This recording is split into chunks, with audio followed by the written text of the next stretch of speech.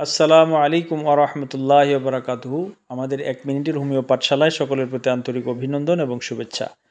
আজকে আমরা শিখব ব্রায়োনিয়া। ব্রায়োনিয়া খুবই গুরুত্বপূর্ণ একটা মেডিসিন।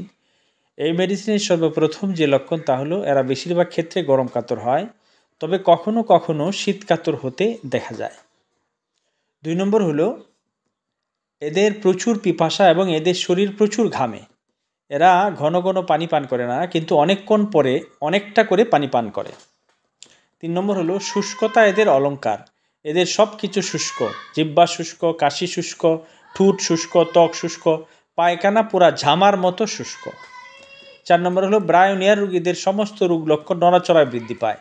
এরা চুপচাপ থাকলে আরাম বোধ করে। 5 নম্বর হলো এরা টক জাতীয় খাবার, ঠান্ডা পানি, মিষ্টি পছন্দ করে, মাংস, চর্বি, কফি এবং দুধ অপছন্দ করে। 6 নম্বর হলো ব্রায়োনিয়া রোগীদের রাগ বেশি। অনেক সময় রাগ থেকে এদের রোগের সূচনা হয়।